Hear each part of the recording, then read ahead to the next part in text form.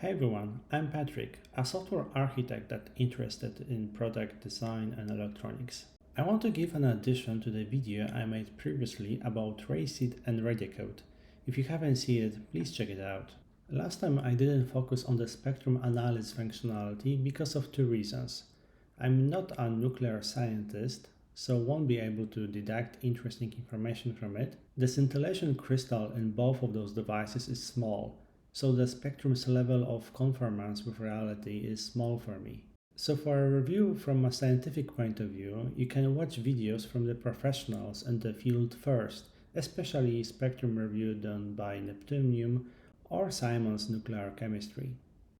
Since there aren't many materials on the internet that provide a comparison between Radiacode and Raysid, I will give a brief test of Spectrum Analyzer between the two products, and then I'll go over software offering of the hobbyist grade of Scintillators, compare it with professional product offering, and I'll compare it with a rather interesting product, Flipper Zero.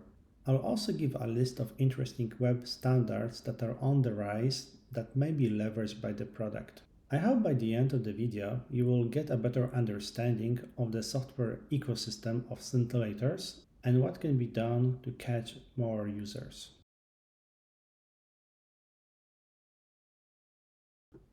Let's have a brief look at the spectrum analyzer of Raysid. As Raysid comes only with an Android app, there's only one interface to look at. The UI does display a spectrum that can be configured up to 3500 kV. It also auto-detects peaks, although with higher KVs it does get a little bit lost. It can display the type of an analyzed compound based on spectra, although for my samples I only was able to get low confidence results, all of which were incorrect. Radiacode, on the other hand, comes with a Windows application as well as Android one and iOS app, which is in their latest edition. In this analysis, I will focus on the Windows app since it is the most powerful one. The spectrum analysis comes with a built-in list of energy levels of most common isotopes. It's also possible to get into details of an isotope in the Radiacode library.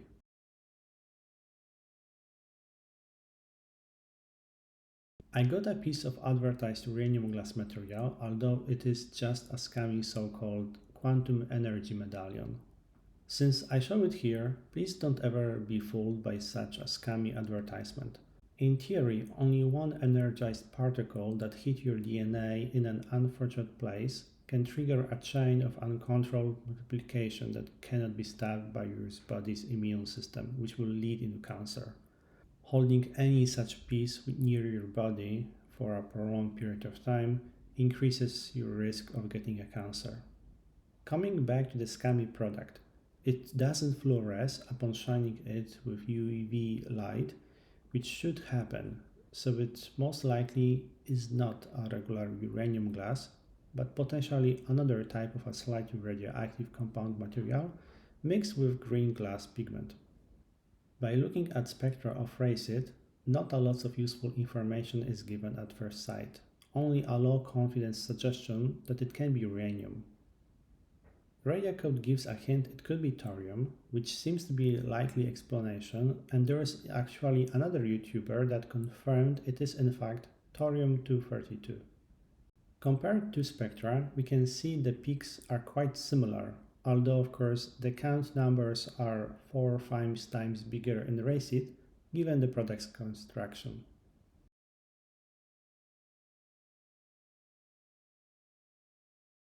Radiacode comes with a Windows application and two mobile apps, separate for iOS and Android. Windows app uses USB with binary protocol to communicate. Mobile apps use Bluetooth. Radiacode Windows app comes with a library of spectral lines that point to a website with more information about chemical element. Although we may want to read more about decay chains and the radioactivity aspect of an element, we only get a short description and at most a link to a periodic videos YouTube channel. Maybe in the future there will be more professional library information provided. On top of that, we also have beta website with initial work to create our map of radioactivity, although not much has been done in that direction. And there's also an open source project to reverse engineer Bluetooth and USB protocols. The author even wrote a small UI to visualize spectrum. It's quite some piece of work, given the main software is probably done by at most 2 or 3 people. Raysid has an Android app plus a website with an interactive map of community-collected radiation service. It's a small ecosystem and the device itself doesn't have any communication interface over USB. It's a small infrastructure, all of it created by one developer. Now let's briefly talk about Mesal. It's a brand that is not only specializing in scintillators, but also in spectrum analyzers and even make quite good directional antennas. They have a mobile app for Android as well as iOS, although you can see the UI is very basic.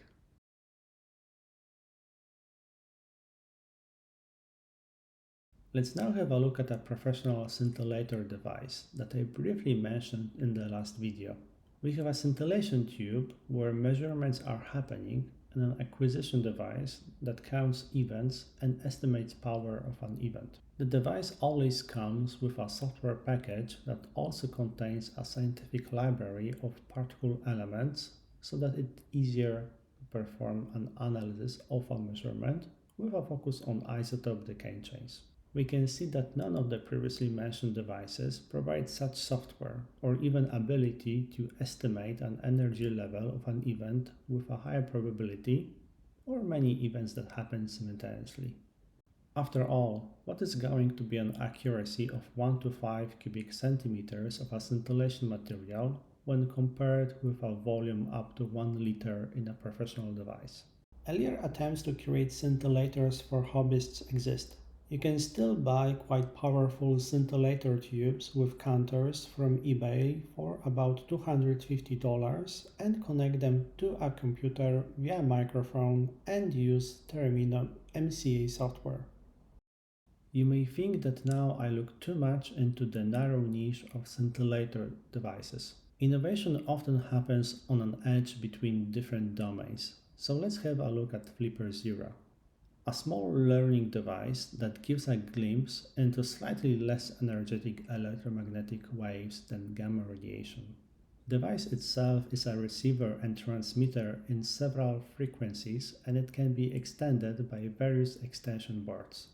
On top of that, device firmware itself is distributed as an open source, so there are many mods of its operating system. There are mobile apps on Apple and Android devices, as well as desktop application that's available for Windows, Linux, and Mac OS. On top of that, there is a web application that can communicate with Flipper directly since Flipper Zero provides a serial port communication over USB. Every mobile or computer application for Flipper has an application catalog where users can download additional community-built applications to provide further functionalities. If we map the Flipper Zero concept into the scintillators ecosystem, we can see there is a lot of potential in the area. The first one to create an ecosystem of apps for scintillators will open their products to a wide range of hobbyists that give additional value added on top of a scintillator.